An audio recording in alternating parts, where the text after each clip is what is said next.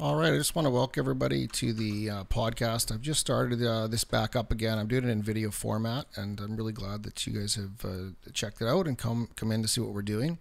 Just want to give you a little information on what the podcast is going to be about. So I'm going to be having some guests on. We're going to be doing interviews. I can confirm that I will be having Juanita Broderick back. I did an audio podcast with her before the last election, and I'll also be having Sharika Soul on as well to talk to me and do some. We're just going to ask questions, talk about news of the day.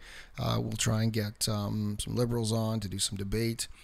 But really, the model of the show, is really exposing the left's lies and the media's bias, one fact at a time. And I jumped in a little bit early today. The format will probably be a 1-hour show weekly with some quick, I'll just jump on quickly daily with some updates if I see something in the news. And today I was motivated because after watching this weekend and how the media and the left just lost their minds over something that they knew was happening or they didn't care about because, when Obama did it and it was fine. And so I want to just try to clear some of these misconceptions up, put a few facts out there and try and dispel a lot of this media spin that's going on. That's just utterly disgusting and vile. And it needs to stop. It's not going to stop, but it needs to stop. So what I want to do is just talk about this law. It's called the Consent Decree. And this was passed in 97 by Bill Clinton.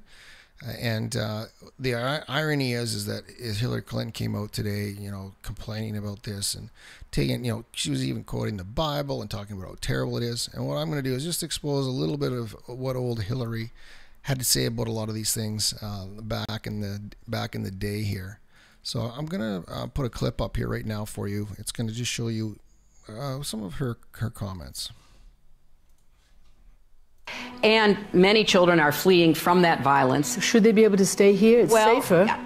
It may be safer, but that's not the answer. I do not. So should they be sent back? Well, first of all, we have to provide the best emergency care we can provide. We have children 5 and 6 years old who have come up from Central America.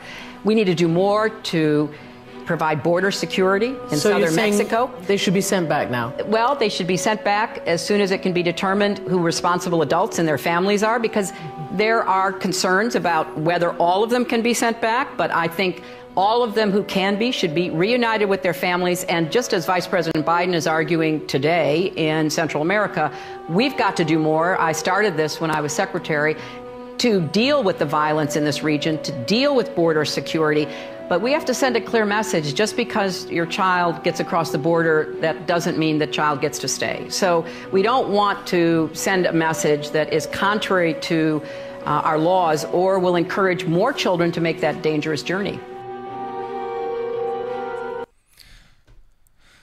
So yeah, it's hilarious to hear her talk about that and say that kind of thing. I mean, that's sort of the argument that Trump's actually making today, and she comes out basically saying that she doesn't buy it. It's not a good argument, but it is a deterrent. There are some big issues at the border. There's reasons why some of these things are happening, but I posted some pictures up earlier on my Twitter. There's 30, 40 plus pictures of some of these detention camps during Obama's administration, and back in 2014, it was really bad. The media didn't care about it then. They knew about it. They didn't do anything about it. And I'm gonna play a clip in a minute here of a senator. It's a Democratic senator on CNN admitting this. And so if they tell you they didn't know, this is from CNN and from a Democrat. So if they're admitting this, then we know that it's extremely true. So let's actually bring that clip up, and we'll show you that and let you see what you think of that.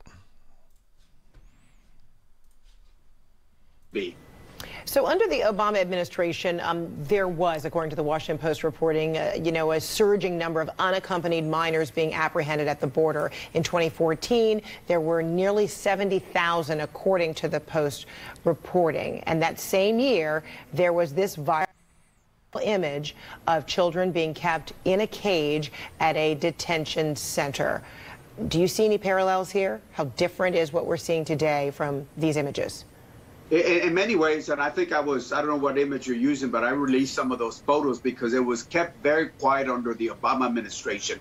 There were large numbers of people coming in.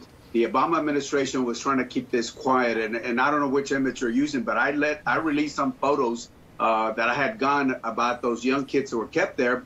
and we're still seeing a numbers. And keep in mind, when they talk about putting some of the young kids in those centers, not all of them are being separated. Some of them are coming alone, as Ed said a few minutes ago. Some of them are coming on their own. So it's not a matter that every single child that we have in those centers are being separated, because some of them are coming alone. Keep in mind that under the law, you can separate a child if that person, the adult, is not the real parent or the custodian, because sometimes we see situations where they'll bring a child because they know of the policy that we have over here with children, or at least what we used to have. Or if there's a criminal offense, but they're using this zero tolerance to separate, and that's an area that I think we need to look at. So, Congressman, so under the Obama administration. Yeah, so we hear right from the horse's mouth there that, you know, the same kind of stuff went on. He admits that they were trying to hide it, etc. So, again, the hypocrisy is off the charts. Now, the outrage is hilarious and sad and pathetic. I mean, General Hayden went on TV and basically compared this to the Holocaust, which is so insulting to anybody that had any experience with that whatsoever. It just degrades, you know, their experience. It just puts it on a whole different level, and it's really reprehensible. And again, the media shouldn't tolerate this from him. There should be the media running 24/7 on his comments and how outrageous they are. But you won't hear anything because, again, he's a lefty, and it's just the way, you know, things go. Now, what they're doing here is they're just trying to get all this fake outrage out there. They're trying to keep people angry. They want them mad. They want them furious. So it will, you know, drive fear through the community and force them out to vote. They need them to come out and vote. They know they're in trouble with Trump. I mean, he's doing well. The economy's booming. Stock markets are up. Tax cuts. You know, ISIS is being wiped out. You know, all these great things are happening. The country hasn't been this good in a really, really long time. Pretty much on every measurable statistic, the country's improved tremendously since Trump took office. So they're scared, and so they're using these children, which is just vile, but they're using these kids for political power. They'd love to drag this out as close to the 2018 midterms as possible. That's why they're not coming to the table. That's why they don't want to stop this. I mean, they could come and try and change this consent decree all by itself just to get rid of this separation of parent and child. So, you know, again, it's a tactic to get people to vote. And this is just what the left does. They have terrible tactics. They're genius, but they're terrible tactics. Now, the other thing I want to talk about is just how some of these things happen and why they're happening. So we know at the border, when they're coming in for asylum, these are people we want to help. Asylum seekers are welcome. The problem is that there's so many criminals and scammers that know how to abuse the law. They understand if they show up with a kid that they can get through, and so they come and they cross illegal. And if they get caught, they claim they're asylum seekers. These people are trained and coached on what to say, how to say it, and you know, these are bad people. These are human smugglers, sex traffickers, criminals. People using these kids, they actually recycle them through people to get other people through the country. And the problem with releasing them, and this is what Trump's trying to stop, okay? So before, you know, they came in, sometimes they were separated, they were the asylum, their court case. What Obama did is he just let them go. He said, okay, we'll let you go in the country. You'll show up for your court date set for 10 days from now. Well, 90% of them never show up. And there's about 136,000 people per year that come in and disappear into America, never to be heard from again. And so this is what Trump's trying to stop. He's threatening the separation immediately and a separation throughout the entire process while they wait to find out if they are a legitimate asylum seeker. And again, we know so many are faking it. So again, this is trying to be a deterrent, because every time these things happen, more and more of these people come to the border. Like the kind of the word has gotten out about this loophole about bringing kids. And so the numbers in the last few years, they've gone from like 14,000 to 75,000 kids illegally crossing. And this is directly related. I mean, this isn't because there's more people that need asylum today than before. That's not true. These people are coming because they know there's a loophole. There's a way to get through, and they're getting people into the U.S. through this loophole. And we've seen in the last, like when Trump first became president, what happened is a lot of these people, these traffickers and smugglers, etc., they thought that they wouldn't be able to get in anymore, that they were going to be arrested, deported, and so they kind of stopped coming. Things really, really slowed down. But because the Democrats have refused to come to the table, they don't want to fix DACA, they don't want to fix immigration, they don't want border security, all of these criminals have gotten brave again. In the last 3 months, we've seen a 400% increase in their arrivals at the border. So that's a tremendous uptick. And that's why these detention centers are full. That's why they're having a hard time getting these asylum seekers in. They've had to send more judges down.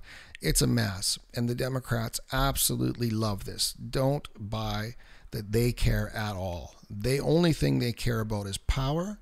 And the only thing they care about is making you feel so bad that you need to vote. They're going to use these children. They're going to use their tears. They're going to tug on your heartstrings. And they're going to count on you to come out and vote for them because they're the only ones that can save the day for these kids. And they could save the day for these kids today if they wanted to. They could come to an agreement. We all agree border security is important. We all agree we don't want criminals crossing. Just put it up and let's move on, okay? Again, we know this stuff is, these asylum seekers are fake. We know why they're coming, and we need to stop it. Now, I saw something also on Twitter today that was really repulsive. I seen this leftist basically calling on her Twitter followers to go after find border security officers in their cities, stalk them, harass them, ruin their lives, try to wreck their lives and their families. And this is just vile. I'm gonna share this out on my Twitter, who this person was. I mean, you're welcome to all go and let her know what you think about comments like that. But basically, what she's doing is blaming the people who are protecting her for laws that were passed by people she supported, which is just ridiculous. This is the left, though. This is not an uncommon tweet. This is not an uncommon position from the left. This is not an uncommon thing that they do. They're all about character assassination and ruin your life. If you don't agree with them, they're out to destroy you. And so, again, it's just ridiculous, the behavior. And we really need to do something about it. We need to be motivated. Everybody, down there needs to get out and vote. They need to share these posts out, share these tweets out, keep speaking up, don't be silenced, and just get the word out. Now, the other thing, too, that you have to remember is, again, they're playing on everybody's heartstrings here, but what we need to know is that when these people are caught, they're separated from their kids for about 24 hours and given the option if they want to be deported, which means they get returned to their country. And so if they're deported, they'll be back with their kids within a 24-hour period. So again, this notion that they're trying to tear these families apart is not true. They're not giving them the opportunity to get back together. They're letting them know that, hey, you're not getting in here unless you pass asylum. If you're not telling us the truth, take your child and go. No harm, no foul, and they can leave. But again, that's not what they're doing.